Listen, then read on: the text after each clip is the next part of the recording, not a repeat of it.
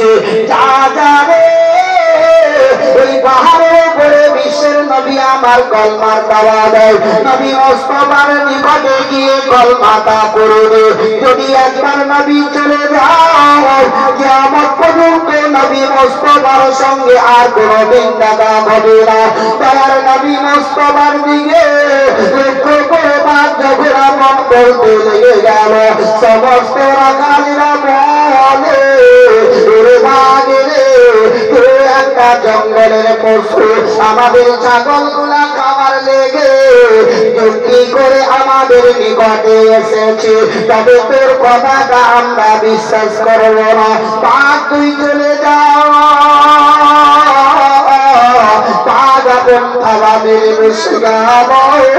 বাঘের দুই চোখটি পানি পড়তে লেগে গেল বাঘের দুই চোখের পানি করে ধরে জমিনের মধ্যে পড়ে গেল সমস্ত ছাগল গুলা আসমানের দিকে মুখটা চড়ে দিল তারা কেউ এখন ঘাস খায় না আসমানের দিকে মুখটা চড়ে আছে বাঘ বলল রাখালি রে রাখালি রে আল্লাহর নবী দুজাহানের আকা জনাবে মুহাম্মদ রাসূলুল্লাহ সাল্লাল্লাহু তাআলা আলাইহি ওয়াসাল্লাম যদি একবার চলে যায় তবে আর কোনদিন তোদের সঙ্গে দেখা হবে না ওরে রাখাল একবার চলে যা সমস্ত রাখালেরা ওই ছাগলের দিকে লক্ষ্য করল তারা জমিনের মধ্যে আর মুখ লাগাই না তারা আসমানের দিকে মুখটা চড়ে দেখতেছিল সমস্ত রাখালকে বাদ করে দিল শেষবারের মতো ওরে রাখাল তোদের ছাগল গোলা একটা একটা করে আমার সম্মুখে বিনতি করে রেখে দে তবে নবী মুস্তাফার কাছে গিয়ে কলমাটা পড়বে যতক্ষণ পর্যন্ত আমার নিকটে না আসবে আমি জঙ্গলের একটা পশু আমি কখনো এই জায়গা থেকে যাব না বাঘের দুই চোখের পানি ঝরঝর করে চলে যায় সমস্ত রাখালেরা ওই ছাগলকে একত্র করে একটা একটা করে গিনতি করে বাঘের সম্মুখে দেওয়ার পরে রাখালেরা ধরে ধরে বিশ্বের নবীর কাছে এখন চলে গেল আল্লাহর নবীর কাছে গিয়ে রাখালেরা বলল ওগো আল্লাহর নবী আপনি আমাদেরকে কলমাটা পড়িয়ে দিন যেমনি কলমা পড়িয়ে দিলে সমস্ত রাখালেরা এমনকি চলতে আরম্ভ করে দিল দয়ার নবী মুস্তাফা আমার বললেন এই রাখাল শোনো আমি যে এই পাহাড়ের উপরে কলমা দাওয়া দিতেছি আমি ইসলাম প্রচার করতেছি তবে তোমাদেরকে দাওয়াই কে দিল তোমাদেরকে সাক্ষী গাতে দিল একবার বলে দাও সমস্ত রাখালেরা বলল ইয়া রাসূলুল্লাহ ইয়া হাবিবাল্লাহ নবী গো জঙ্গলের একটা বাঘ গিয়ে আমাদেরকে বলে দিল বলে বিশ্বের নবী এসেছে যাও যাও নবীর কাছে কলমাটা পড়ে দাও ইয়া রাসূলুল্লাহ বাঘের কথা শুনে আপনার নিকটে আমরা কলমাটা পড়ে ঈমান নেওয়ার জন্য এসেছি নবী আমার বললেন ও রাখালেরা শোনো এই বাঘটা আমার গবাই সাক্ষী দিল ওই বাঘটাকে খালি না ফিরিয়ে একটা ছাগল ছানা তুলে দিবে যাতে তারা জঙ্গলে গিয়ে বিতরণ করে তারা খেয়ে দেয় রাখালেরা দৌড়ে দৌড়ে ওই ছাগলের দিকে চলতে আরম্ভ করলো বাঘ আপন থাবা মেরে বসেছিল যেমনি রাখালেরা এলো বাঘ উঠে জঙ্গলের দিকে যাবে এমন সমাজে রাখালেরা বলল বাঘ শোনো রে আজ তোর কথা শোনার পরে তার জন্য সারা জাহানকে সৃষ্টি করা হয়েছে ওই নবী মুস্তাফার কাছে গিয়ে কলমা পড়ে ঈমান নিয়ে এসেছি তবে একটাই কথা জেনে নাও নবী যেটাই আদেশ করেছে ওটাই আজকে আমরা পালন করব বলছে ছাগল একটা দিয়ে চলে যায় বিশ্বের নবীর দিকে লক্ষ্য করে জানোয়ার নবীকে চিনেছিল আমরা তো সেই নবীর উম্মত, যে নবীকে না দেখে আমরা তার প্রতি বিশ্বাস রেখে আমরা ঈমান নিয়ে এসেছি। জোরে বলো সুবহানাল্লাহ। সুবহানাল্লাহ। এই দয়ার নবী রাহমাতুল লিল আলামিন সেখান থেকে আপন টুকটুক করে রওনা হয়ে গেলেন। যেই শায়রে আপন বলি ক্যামেরা গুলাখান কিনতে হবে।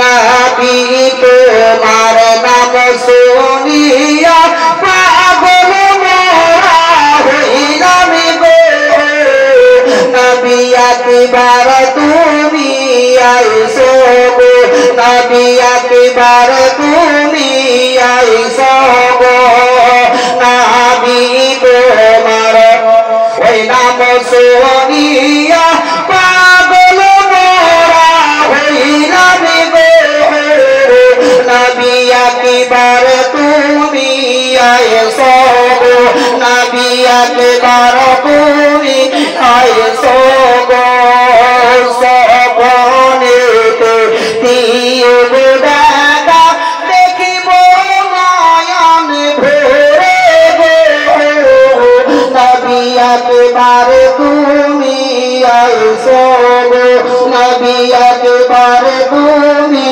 আইসো গো, জীবন তার সেই পাগতিকাল নবী তোমার চরণে, আমি চুমুকে আমি কদমে, নবী চুমুকে আমি কদমে, জীবন তার সেই পাগতিকাল নবী তোমার চরণে, আমি চুমুকে আমি কদমে, নবী চুমুকে আমি কদমে, নবী তোমার ওই নাম শুনিয়া পাগল মোরা হইলাম গো, নবী একবার তুমি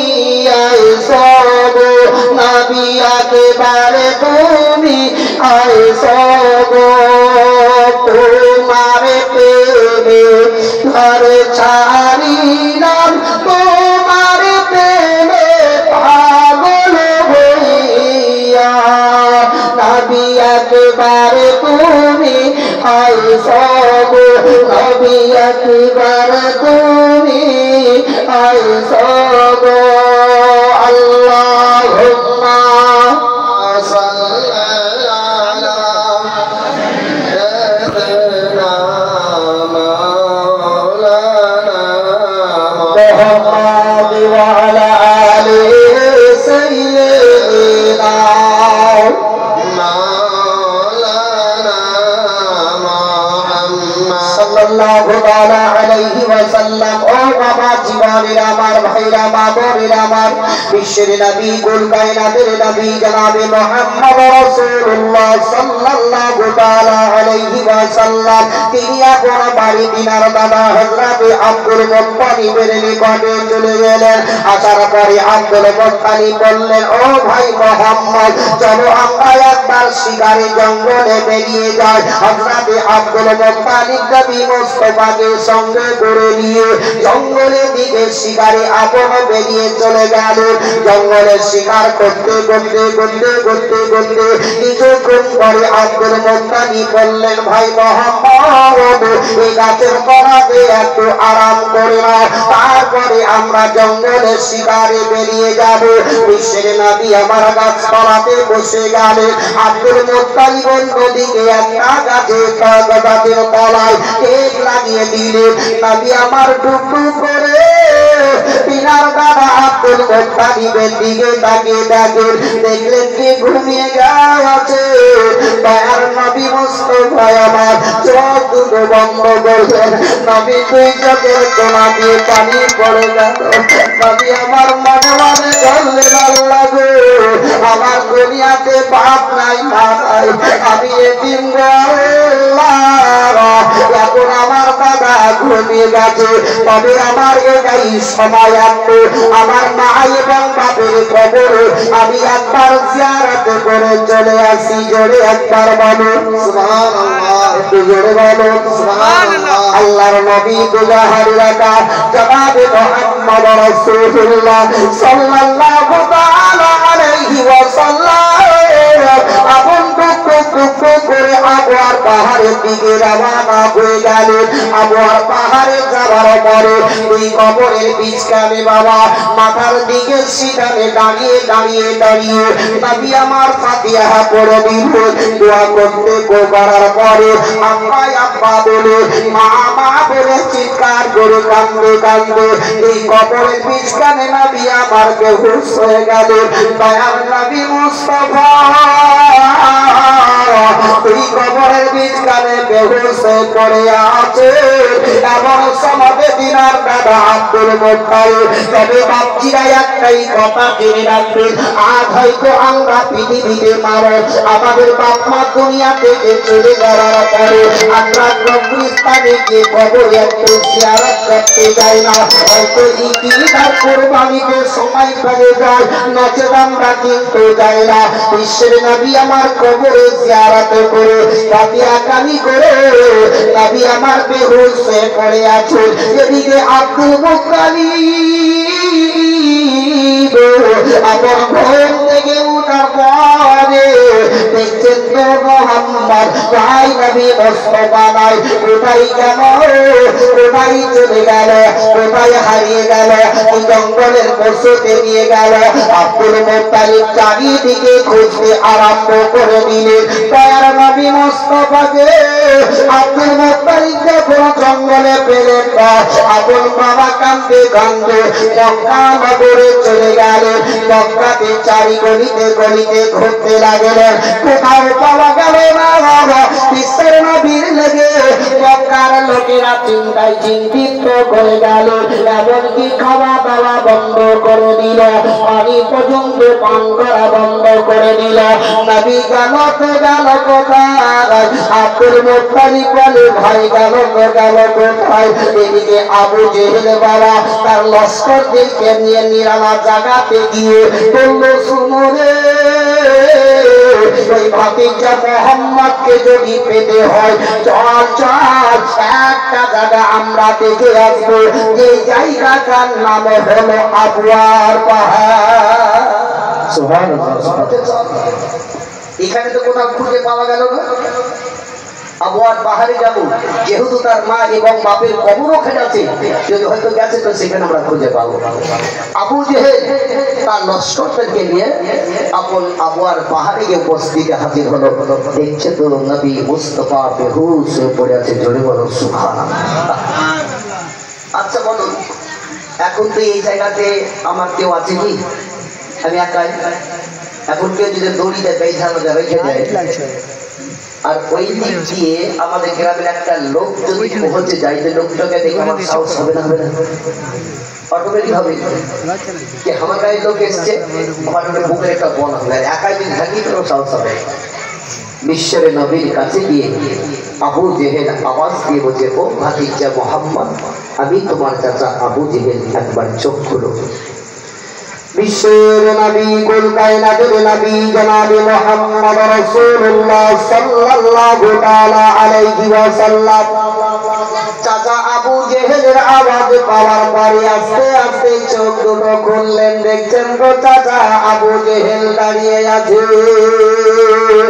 আবু জেহেল বলল, ভাতিজা মুহাম্মদ, তোমার জন্য মক্কা নগরের লোকেরা খাওয়া দাওয়া বন্ধ করে দিয়েছে, এমনকি পানি পর্যন্ত পান করা বন্ধ করে দিয়েছে। চলো তোমাকে আমি মক্কা নগরে নিয়ে যাই। তোমার জন্য সকলে চিন্তায় চিন্তিত হয়ে গেছে। বিশ্বের নবীকে আবু জেহেল বাবা ওদের উপর যেমনি পিছনে বসিয়ে নিয়ে নিল, ওর কিন্তু জমিন থেকে আর ওঠে না। জমিনের মধ্যে থাবা মেরে বসে আছে। আবু জেহেল ওকে মারতে আরম্ভ করলো, ওরে মোটে চল তাড়াতাড়ি চল, মক্কার দিকে চল রে, এই বাচ্চাকে তো পেয়ে গেছি রে, এই মোটো চল সুবহানাল্লাহ কিন্তু মোট জমিন থেকে উঠে না জোরে একবার বলুন সুবহানাল্লাহ জমিনের মধ্যে মোট বসে আছে জমিনের আমল কি ওই ওটের চামড়া থেকে বেঁধে রক্ত পড়তে লেগে গেল তবু কিন্তু মোট জমিন থেকে আর উঠে না আবু জেহেল বলতে লাগলো ওরে কত বলো রে কেন তুই জমিন থেকে উঠিস না বল কিন্তু আসমানের দিকে মুখটা ছেড়ে দিয়ে বলে ওগো আল্লাহ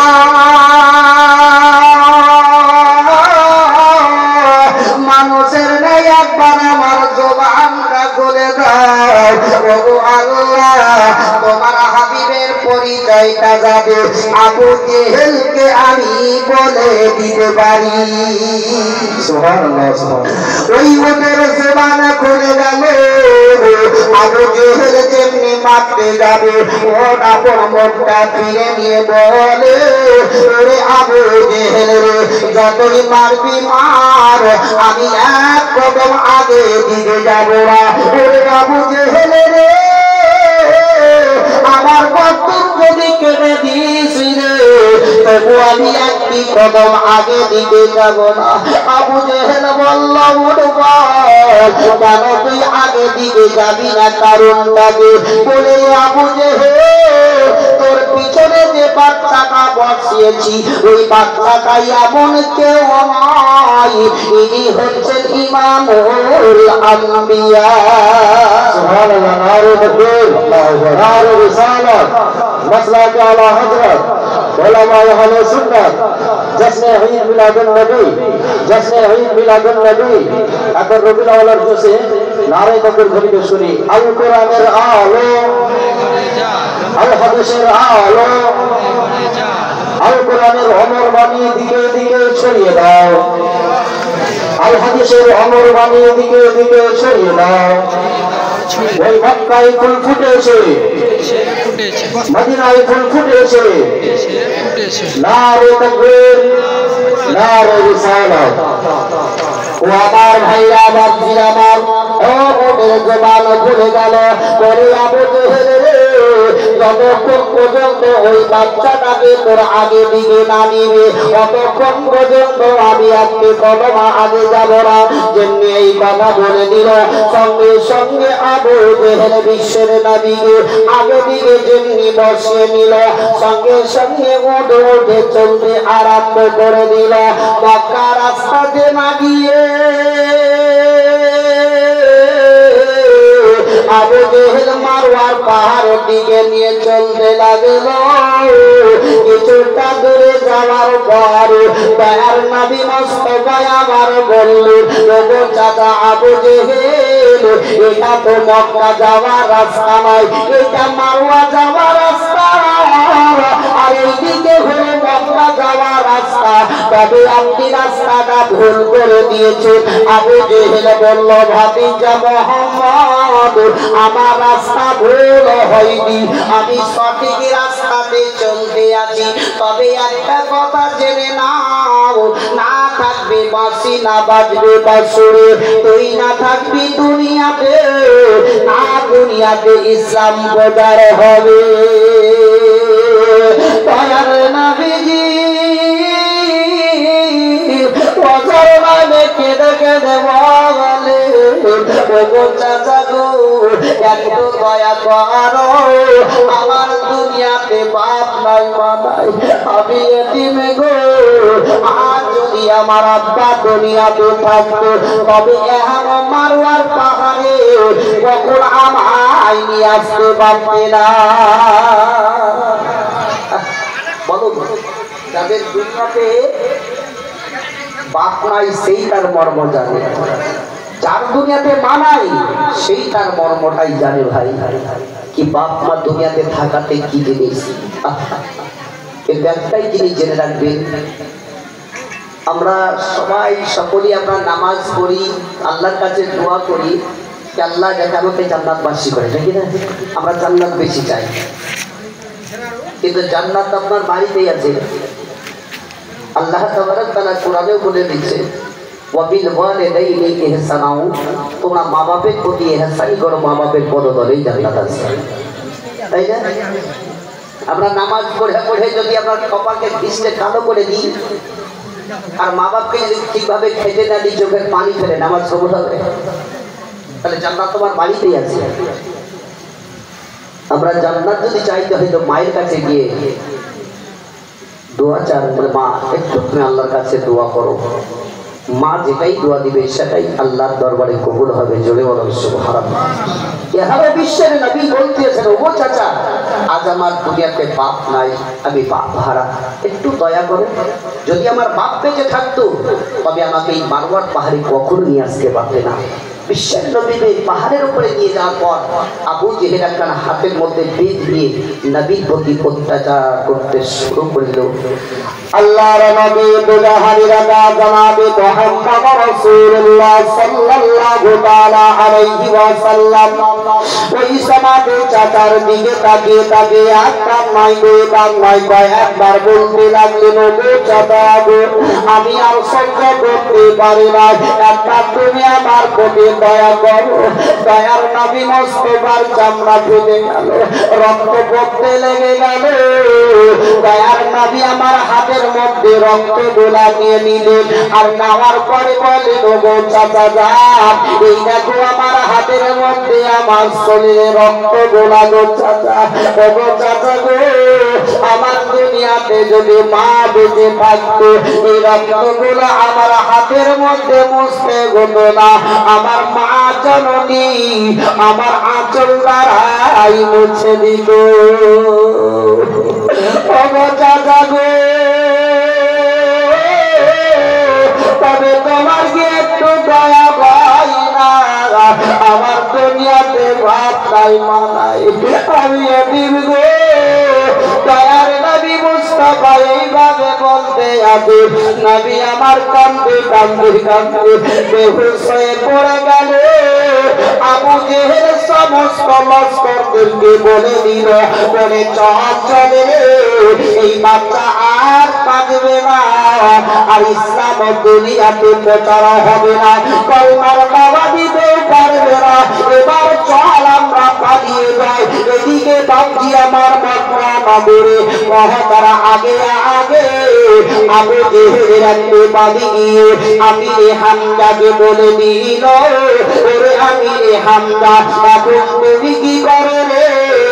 যাও যাও, ওই মারওয়ার পাহাড়ের পরে তোমার ভাতিজার প্রতি এমন অত্যাচার করেছে, হয়তো বাচ্চাটা এতক্ষণ জায়গায় শব্দ হয়ে গেল, বাচ্চাটা ওয়াকালে মারা যাবে। ওরে আমিরে হামজা, তাড়াতাড়ি তাড়াতাড়ি চলে যায়। আমিরে হামজা ওই সমাজে ইসলাম কিন্তু গ্রহণ করেনি, ইসলাম গ্রহণ করেনি, ঈমান নিয়ে আসেনি। আমিরে হামজা ওয়াদা করে নিল, আমার ভাতিজা মুহাম্মদকে যতক্ষণ পর্যন্ত আমি খুশি না করব আমি এক ঘট পানি পান করব না। সুবহানাল্লাহ। আমিরে হামজা এই হাতের মধ্যে বেঁধে নিয়ে হাওয়া করে গেল কোথায়? আবু জেহেলের কাছে। যখন আবু জেহেলের বাড়ি নিকটবর্তী হয়ে গেছে, ওই সমাজে তার লস্করে তার তলোয়ার নিয়ে একদম রেডি আমিরে হামজাকে মারার জন্য। কিন্তু আমিরে হামজা বিশাল খুব শক্তিশালী ছিল। ওই সমাজে আমিরে হামজা বলতে আছে সমস্ত তাদের লস্করকে দলদেরকে বলতে আছে, শোন, তোদের বিবির হাতের চুড়ি ভাঙার যদি ইচ্ছা আছে, তোদের বিবিকে যদি ব্যবহার করার ইচ্ছা আছে, তাহলে আমার সঙ্গে মোকাবিলা নিতে আই, তোদের কাউকে আমি একটাকে ছাড়বো না, যে তোমার ভাতিজা মুহাম্মাদের প্রতি অত্যাচার করেছে। আবু জেহেল ভিতর থেকে বলছে, তোরা হইতে যা। যেহেতু আবু জেহেল আর আমিরে হামজা এরা চাচাতো ভাই ভাই ছিল, কিন্তু নবী মুস্তাফার আবু জেহেল আপন চাচা ছিল না। এখানে চাচাতো চাচা আবু জেহেলের বাপের নাম ছিল আবু হেসাম, এই আবু হেসামের বেটা হচ্ছে আবু জেহেল। এই আমিরে হামজা আপন চাচা নবী মুস্তাফার আব্দুল মুত্তালিবের বেটা। এখানে আমিরে হামজার সঙ্গে আবু জেহেলের তর্ক বিতর্ক ওদের শুরু হয়ে গেল। বলে, আবু জেহেল, যেই বাচ্চার দুনিয়াতে বাপ নাই মা নাই তার প্রতি এইভাবে অত্যাচার করেছো, আমি তোমার শরীরে যতক্ষণ পর্যন্ত রক্ত পাক না করবো আমি কিছুই আহার করবো না। আবু জেহেলের সঙ্গে লড়াই করতে করতে আবু জেহেলকে এমন মারলো কি সেও বেহুশ হয়ে জমিনের মধ্যে পড়ে গেল। ওই সমাজে আমিরে হামজা মক্কা রাস্তা দিয়ে যখন চলতে লাগলেন, মক্কার লোকেরা আমিরে হামজার জানালি মেজাজ দেখা মাত্র সবাই রাস্তা থেকে ভয়ে ভয়ে ঘটে যায়। এমনকি মক্কার বাইরে যেমনি চলে গেল, মক্কার পাহাড় পর্বত পর্যন্ত আমিরে হামজার জানালি দেখে পাহাড় পর্যন্ত থরথর করে কেঁপেছিল। ওই আমিরে হামজা মারওয়ার পাহাড়ে যাবার পরে দেখছে তো ভাতিজা মোহাম্মদ ওই জমিনের মধ্যে পড়ে আছে। দয়ার নবী মুস্তাফার কাছে গিয়ে আমিরে হামজা বলতে লাগলো, করে ভাতিজা মোহাম্মদ, আমি তোমার আপন চাচা আমিরে হামজা, একবার তুমি চোখ দুটো খুলে রে। যেমনি চোখ দুটো খুলে দিলে দয়ার নবী নিজস্ব চাচা আমিরে হামজাকে দেখে আরো ফুটরে চড়ে কেঁদে উঠলেন। দয়ার নবী মুস্তাফার মাথাটা তুলে দিয়ে জামের উপরে নিয়ে আমিরে হামজা বলতে লাগলেন, ও ভাতিজা মোহাম্মদ, আর কেঁদো না, কেঁদো না, এত চোখের পানিটা বন্ধ করো। তোমার প্রতি যে অত্যাচার করেছে আমিও তার শরীরে রক্তপাত করে এসেছি। নবী আমার বললেন, ওগো চাচা যান, কেন আপনি তার প্রতি বদলা নিয়েছেন? আল্লাহ তাআলা আমাকে দুনিয়াতে কাউরের বদলা নেওয়ার জন্য পাঠাইনি। কোরআন ঘোষণা করেছে, ওমা আরসালনাকা ইল্লা রাহমাতাল লিল আলামিন। ওগো চাচা যান, আমাকে রহমাতুল লিল আলামিন করে পাঠিয়েছে। চাচা গো, তার প্রতি বদলা নেওয়ার কারণে আমি আপনার প্রতি খুশি হই নাই। আমিরে হামজা বলতে লাগিল, ওগো ভাতিজা মোহাম্মদ গো, তুমি এমন কি কাজ করতে গেলে আমার প্রতি তুমি বড় খুশি হয়ে যাবে? দয়ার নবী মুস্তাফা বললেন, ওগো চাচা যান, এই মুহূর্তে যদি আপনি কলমাটা পড়ে নেন তবে আমি বড় খুশি হয়ে যাব। সুবহানাল্লাহ, জোরে বলে সুবহানাল্লাহ। নবী বলছেন, চাচা যদি এই মুহূর্তে আপনি কলমাটা পড়েন তবে আমি বড় খুশি হয়ে যাব। বিশ্বের নবীর কাছে আমিরে হামজা কলমা পড়লেন, জোরে জোরে লা ইলাহা ইল্লাল্লাহ, জোরে একসঙ্গে বড় লা ইলাহা ইল্লাল্লাহ, লা ইলাহা ইল্লাল্লাহ, লা ইলাহা ইল্লাল্লাহ মুহাম্মাদুর রাসূলুল্লাহ সাল্লাল্লাহু তাআলা আলাইহি ওয়া সাল্লাম। আল্লাহুম্মা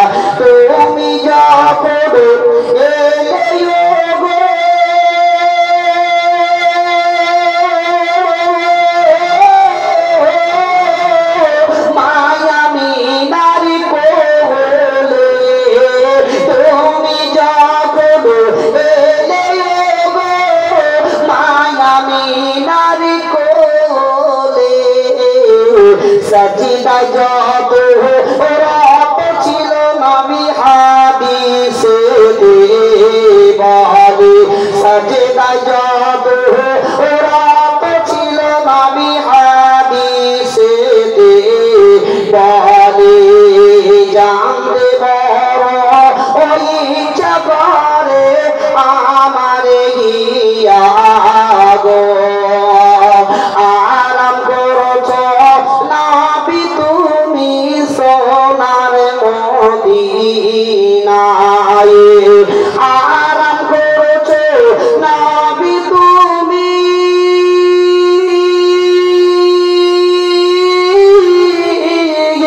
সোনার মদিনায় আরাম করেছো নবী তুমি সোনার মদিনায় টাকা নাই বড় পয়সা নাই বড় যাইব আকি করে জানতে বড় ইচ্ছা করে আমার হিয়া গো যাও গো হাজি হজি করিতে একটি কথা শুনো যাও গো হাজি হজি করিতে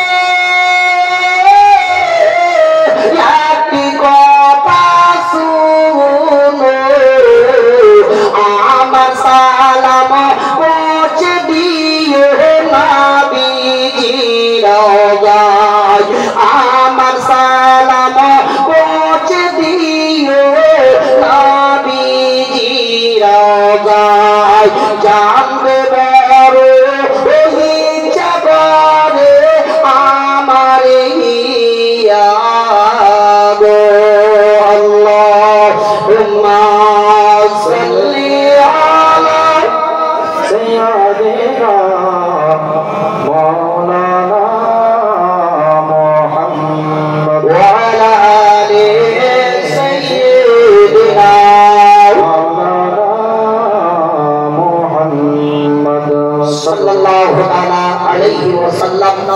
মসজিদা ভাইরা আমার চাহিদা ভাব ছিল কিন্তু না লোক না ভাবতে আছে মাশাআল্লাহ। আল্লাহ তাবারক ওয়া তাআলা আপনাদেরকে এই জালসা মিলাদ শুরু থেকে শেষ পর্যন্ত শোনা তৌফিক ইনায়াত করুন যেন সকলে বলুন আমিন।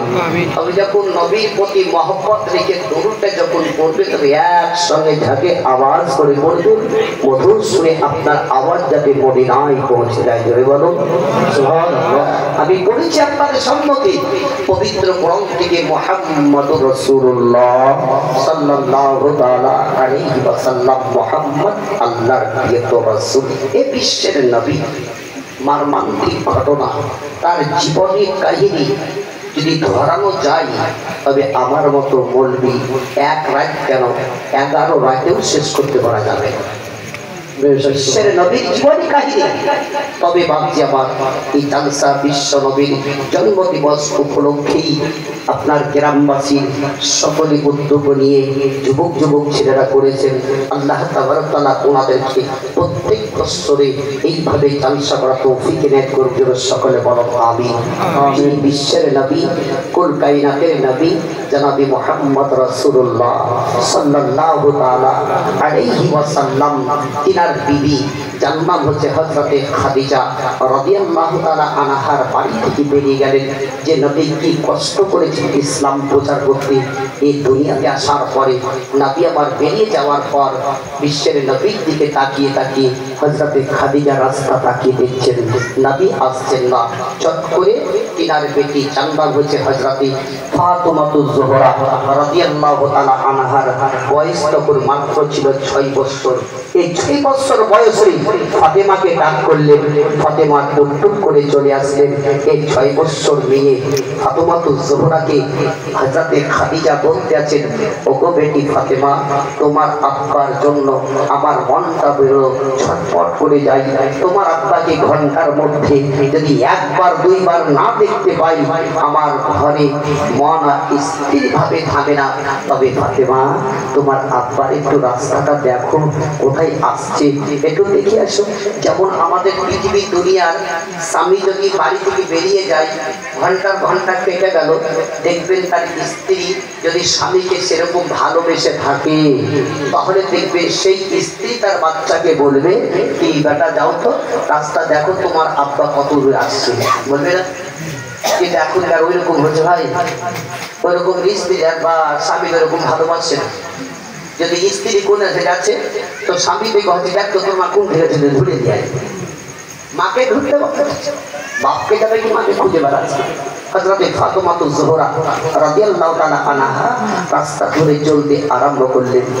আল্লাহর নবী দুজাহানের আকা জনাবে মুহাম্মদ রাসূলুল্লাহ সাল্লাল্লাহু তাআলা আলাইহি ওয়াসাল্লামের বেটি যার নাম হলো হযরতে ফাতেমাতুজ জোহরা রাদিয়াল্লাহু তাআলা আনহা রাস্তা ধরে চলতে লাগলেন। ও আমার দরদি জননী মায়েরা আমার, ইহার জীবনে কাহিনী শোনার পরে পরে যদি একটু একটু পরিবর্তন হতে পারে তবে আপনি ইহকাল পরকালে লাভবান হয়ে যাবে। ও আমার মা জননীরা আমার, একটু মন ঘুরে এখন জেহেনের মধ্যে ভরা চেষ্টাটা করো। হযরতে ফাতেমাতুজ জোহরা রাদিয়াল্লাহু তাআলা আনহা রাস্তা ধরে চলতে চলতে একটু দূরে যাওয়ার পরে দেখলেন একটা পাগল লোক হেঁটে হেঁটে আসতে আসছিল। কখনো জমিনের মধ্যে পড়ে যায়, আবার কখনো উঠে হাঁটতে আরম্ভ করে দেয়। হযরতে ফাতেমাতুজ জোহরা রাদিয়াল্লাহু তাআলা আনহা সেই ব্যক্তিকে দেখার পরে ফাতেমা দৌড়ে দৌড়ে বাড়ি চলে আসলেন। আসার পরে খাদিজা রাদিয়াল্লাহু তাআলা আনহা জিজ্ঞাসা করলেন, বেবি গো তোমার আব্বার খবরটা বলো।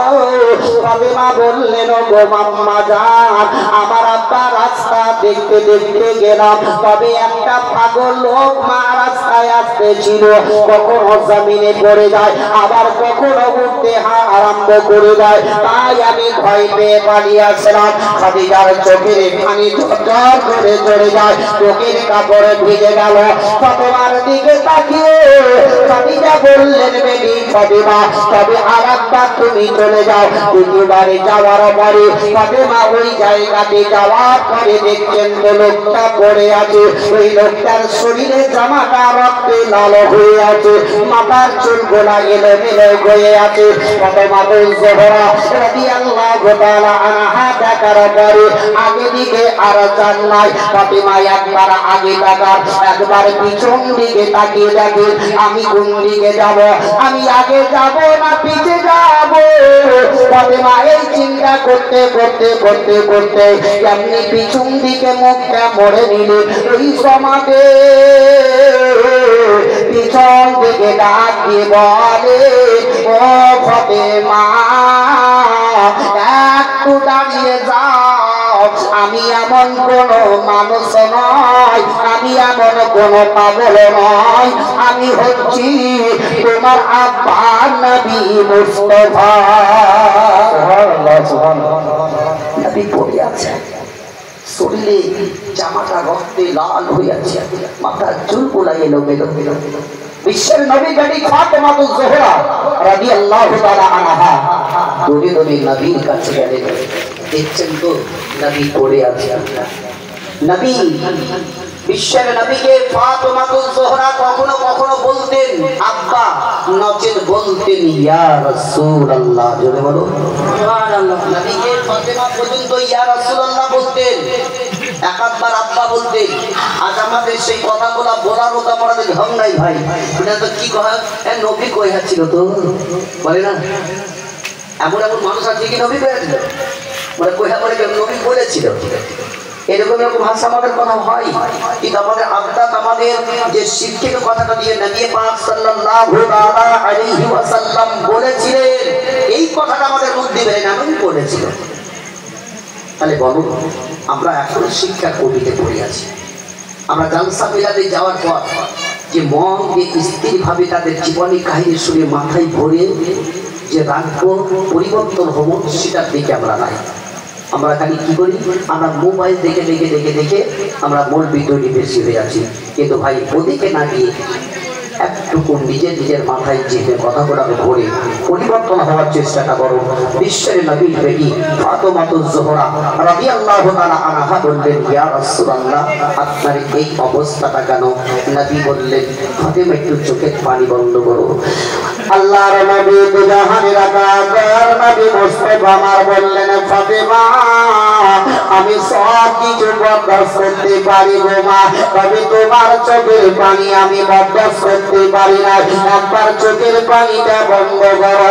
ফাতেমা তো জোহরা রাদিয়াল্লাহু তাআলা আনহা বললেন ইয়া রাসূলুল্লাহ ইয়া হাবিবাল্লাহ নবী গো তবে আপনার কেন এই অবস্থাটা একটু বলো।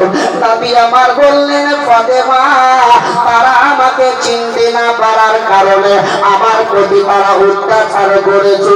এই ফাতেমা তবে এমন একটি জামানা আসবে গো ফাতেমা, সেই সমাজে গাছপালা তরুলতা নদী কীট পতঙ্গ সারা বিশ্বের মানুষ পড়বে তোমার নামটার নামখানা পড়তে থাকবে লা ইলাহা ইল্লাল্লাহ লা ইলাহা ইল্লাল্লাহ লা ইলাহা ইল্লাল্লাহ মুহাম্মাদুর রাসূলুল্লাহ সাল্লাল্লাহু তাআলা আলাইহি ওয়াসাল্লাম। বিশ্বের নবী আমার ফাতেমা ধরে নিয়ে টুকটুক করে বাড়ি থেকে রওনা হয়ে গেলেন। হযরত খাদিজা রাদিয়াল্লাহু তাআলা আনহা দরজাতে নবী আমার একটি আওয়াজ দিয়ে দিলেন, এক আওয়াজে খাদিজা দরজাখানা খুলে দিলেন।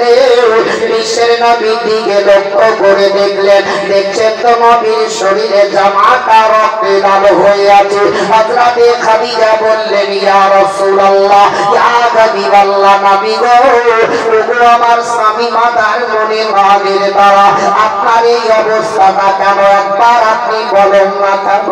নবী আমার বললেন ও খাদিজা তবে একটু চোখের পানিটা বন্ধ করো খাদিজা, আমি আর সহ্য করতে পারি না।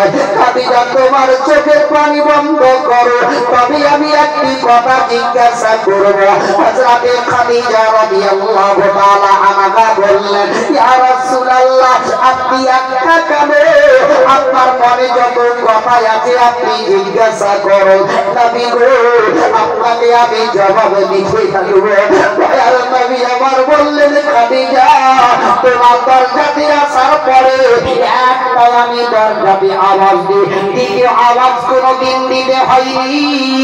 খাদিজা বললেন ইয়া রাসূলুল্লাহ কেননা দ্বিতীয় আওয়াজ যাতে আমার দরজাতে না পড়ে, আপনার এক আওয়াজে যাতে দরজাটা খুলতে পারে। একের পরে দ্বিতীয় আওয়াজ যদি পড়ে যায় তবে ওই দ্বিতীয় আওয়াজের জবাবটা আমি আল্লাহর দরবারে কি বলে জবাব দিব তার জন্য আমি দাঁড়িয়ে থাকি। দয়ার নবী বললেন খাদিজা তবে তুমি দাঁড়িয়ে দাঁড়িয়ে ইন্তজার করো, তবে তোমার হাত পাতে শরীরে কি বেদনা হয় না, কষ্টটা হয় না। খাদিজা বললেন ইয়া রাসূলুল্লাহ আমার শরীরে বেদনা হয়, আমার শরীরে কষ্টটা হয় যখন আপনি আমার দরজাতে আসেন একটা আওয়াজ দিয়ে দেন আমি দরজা খুলে দিই আর আপনার পবিত্র চেহারা দেখতে গেলে আমার শরীরের সমস্ত বেদনা দূর হয়ে যায়। সুবহানাল্লাহ সুবহানাল্লাহ। আপনার চেহারা দেখলে আমার সমস্ত বেদনা দূর হয়ে যায়। আমি 24 ঘন্টা আপনার জন্য দাঁড়িয়ে থাকি। বলুন আজকালকার আমাদের পৃথিবীর মা বোনরা বাড়ির দরজাতে দাঁড়িয়ে থাকবে? থাকবে জি? রাত্রেবেলাতে নিজের পেটটা সামগ্রী করে খেয়ে আপন ঘুমিয়ে গেল, বাজার থেকে আর রাত 10টা 11টা যদি আসতে দেরি হয়ে গেল বুঝলেন, এসে যদি বলে রহিমার মা দুটো ভাত গুলা দিস তো যে তুমি বলে দাও, বলে না ভাত চেয়ে খাওয়া হয় না তুমি খেলে বাহ বাহ। এই তো হচ্ছে পৃথিবী দাঁড়িয়েরা জান্নাতে যাবে। জান্নাত পাওয়া খুব সহজ কথা নয়, বড় আমরা টাকা দিয়ে কিনে রেখে দিয়েছি। বিশ্বের নবী কুল কায়নাতের নবী জনাবে মুহাম্মদ রাসূলুল্লাহ সাল্লাল্লাহু তাআলা আলাইহি ওয়াসাল্লাম তিনি হযরতে খাদিজার বাড়ি থেকে টুকটুক টুকটুক করে বেরিয়ে রাস্তা ধরে চলতে আরম্ভ করলেন। রাস্তায় চলতে চলতে একটু দূরে যাওয়ার পরে দেখছেন তো একটা ইহুদির বাচ্চা, একটা যুবক 8 বছরের যুবক আপন রাস্তার মধ্যে দাঁড়িয়ে একটা পুটুলি নিয়ে দাঁড়িয়ে আছে। আর পুটুলিটা নিয়ে চারিদিকে দেখা দেখি করছে, যদি কোনো লোক পাই তাই মাথাটা ছেড়ে দিব। আল্লাহ নবী ধরুন যখন পড়ে গেছে, ওই সমাজে বিশ্বের নবী আমার টুকটুক করে ওই ইহুদির বাচ্চার কাছে গিয়ে দাঁড়িয়ে গেলেন। আল্লাহর নবী বলছেন, এই বাচ্চা বলো তুমি এমন কি দেখা দেখি করো? কিন্তু ওই ইহুদির বাচ্চাটা জানে না ইনি হচ্ছেন রহমাতুল লিল আলামিন, ইনি হচ্ছেন শেষ নবী, এ কিন্তু জানে না। তো ওই বাচ্চাটা বলতে আছে, আমি চারিদিকে লোক দেখা দেখি ওই একটাই কারণ, যদি কোনো মানুষ দেখতে পাই, লোক পাই, তাহলে আমি বোঝাটা বিচ্ছের মাথার উপরে ছেড়ে দিয়ে আমি বাড়ি চলে যাবো। আল্লাহ নবী একবার বোঝার দিকে দেখছে, একবার তার চেহারার দিকে তাকিয়ে দেখছেন। বলছে বাচ্চার থেকে তো বোঝার ওজন বেশি, কি বাচ্চাটা তো নিয়ে যেতে পারবে না? আচ্ছা 10 কেজি থেকে যদি 20 কেজি দেওয়া হয় তো কোনো লোক পারবে? পারবে না। তো নবী দেখছেন কি বাচ্চার থেকে বোঝার ওজনটা বেশি। তো আল্লাহর নবী দয়ার মুস্তাফা রহমাতুল লিল আলামিন তার আদর্শটাই দেখেন। নবী বলছেন, বাচ্চা এক কাজ করো, এই বোঝাটা আমি নিজের মাথায় তুলে দিয়েছি, তোমার বাড়ি কত দূর? বলে এই দূরে। এক কাজ করো, তুমি চলো, আমি মাথায় নিচ্ছি, তুমি আগে আগে তোমার বাড়ি চলো, আমি তোমার পিছনে পিছনে চলে যাচ্ছি। জোরে বলো আপনাদের আমাদের গ্রামে প্রধান বলেন, মেম্বার বলেন, ওই রাস্তা দিয়ে যায় যদি, আর একটা লোক বোঝা ছেড়ে নেওয়ার লাগে দাঁড়িয়ে যদি থাকে, আর ওই মেম্বারটাকে যদি বলে ভাই বোঝাটা ছেড়ে দাও, দিবে?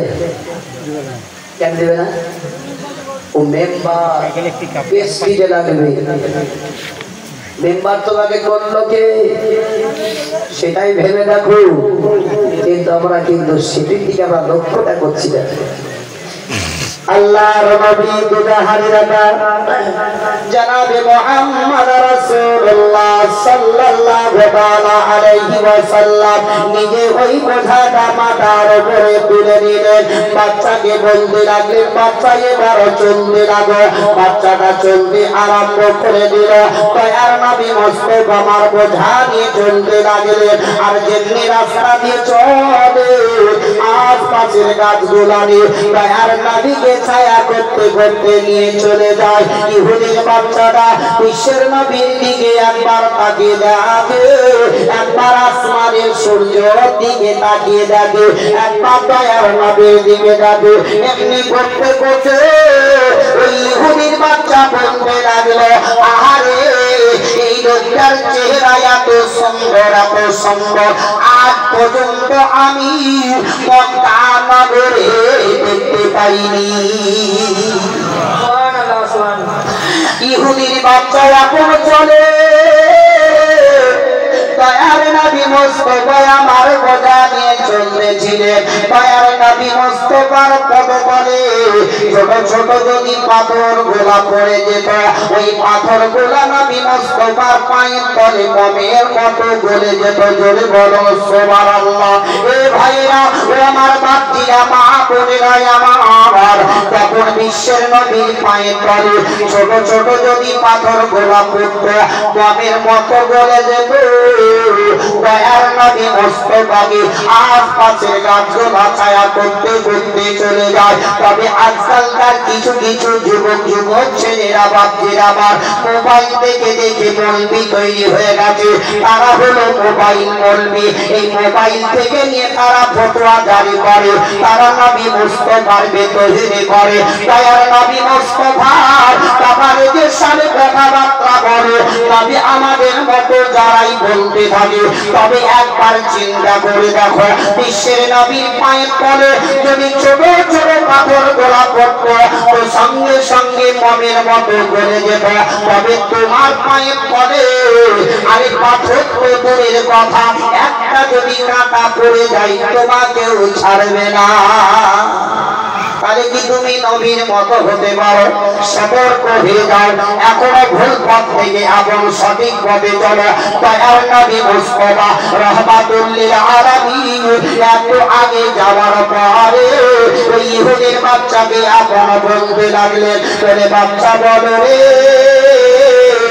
কোনটা তোমার বাড়ি বলো বলে ওই দেখো বাড়িটা দেখা যাচ্ছে ওইটা হলো আমাদের বাড়ি ইহুদির বাচ্চা দরজাতে যাওয়ার পরে দয়াল নবী আমার বোঝাটা নামিয়ে দিলেন আর নামিয়ে দেওয়ার পরে নবী আমার ইহুদির বাচ্চার হাত কানা ধরে দিয়ে বলতে লাগলেন বাচ্চা শুনো রে ওইখান থেকে এত দূর আসতে আসতে তোমার সঙ্গে বহু আলাপ আলোচনা করলাম তবে তার মাধ্যমে যদি কোনো আমার বেয়াদবি হয়ে থাকে কথা বলতে যদি তোমার খারাপ লাগে তবে তুমি আমার আল্লাহর রাস্তে মাফ করে দিও এই কথাবার্তা বলে নবী আমার চলতে আরম্ভ করে দিলেন দয়ার নবী মুস্তাফাকে ওই জায়গা থেকে যেমনি চলে গেছে কিছুক্ষণ পরে ইহুদির বাপ ইহুদি আপন ভিতর থেকে বেরিয়ে এলো বোঝাটা দেখতে পাওয়ার পরে তার বেটাকে জিজ্ঞাসা করলো বেটারে এই বোঝাটা কি করে তুমি নিয়ে আসলে বলো না তোমার বোঝাটাকে পৌঁছে দিয়ে গেল বলো ওই বাচ্চাটা বললো আব্বা গো এই বোঝাটা একটা লোক আমার পৌঁছে দিয়ে গেল ইহুদি বললো বেটা বলে রে তবে এই বোঝাটা পৌঁছে দেওয়ার কারণে তোমার নিকট থেকে কত টাকা নিয়েছে বাচ্চাটা বললো ওগো আব্বা জান ওই লোকটা আমার নিকট থেকে 1 টাকাও পয়সা নেয়নি বিনা পয়সাতে আমার পৌঁছে দিয়ে গেল বলে বেটারে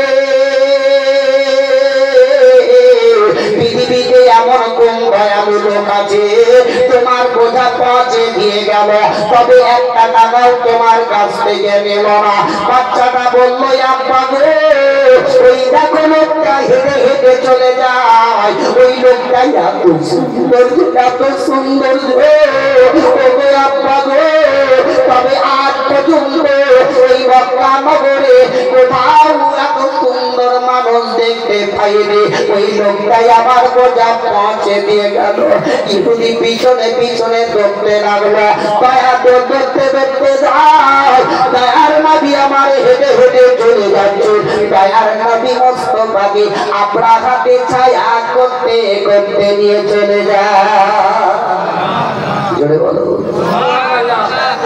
ইহুদি আগে গিয়ে দাঁড়িয়ে গেল বিশ্বকে নবীর সঙ্গে আলাপ আলোচনা করি পরিচয় যখন পেয়ে গেল সঙ্গে সঙ্গে নবীর হাত ধরে কলমা পড়ে ঈমান নিয়ে আসলো নবীকে যে একবার দেখলো সে নবীর প্রেমিক পাগল হয়ে গেল জোরে বলো আমরা নবী পাগল দিওয়ানা রে সোনার মদিনা আমরা নবীর পাগল দিওয়ানা আমরা নবীর পাগল দিওয়ানা রে সোনার মদিনা আমরা নবীর পাগল দিওয়ানা পাক্কা ভবে মদিনা যেতে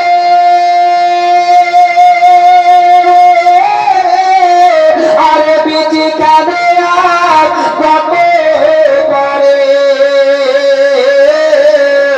পাক্কা ভবে মদিনা যেতে তার মাঝি তার কদমে চলে নবী কাফেরদের যন্ত্রণায় সোনার মদিনা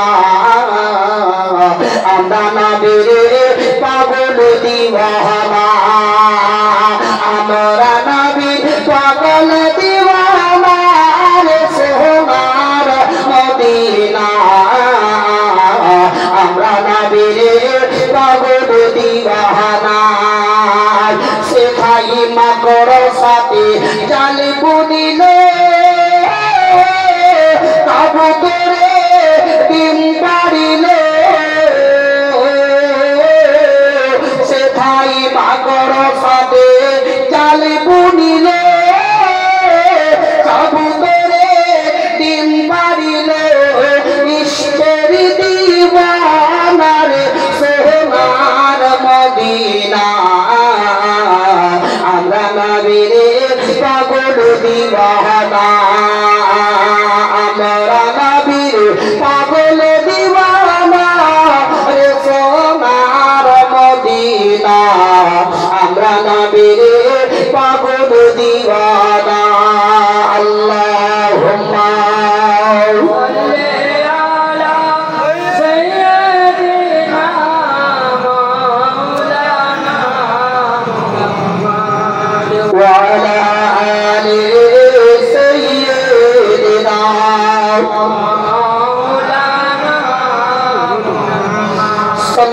সাল্লাল্লাহু তাআলা আলাইহি ওয়াসাল্লাম। ও বাবা জীবনের আমার ভাইরা আমার মা বোনেরা আমার বিশ্বের নবী দুজাহানের রাজা জনাবে মুহাম্মদ রাসূলুল্লাহ সাল্লাল্লাহু তাআলা আলাইহি ওয়াসাল্লাম এমন একটি ছোট্ট তম্বুর ভিতরে মোমবাতি জ্বালিয়ে নবী আমার কোরআন গুনগুন করে পড়তেছিলেন।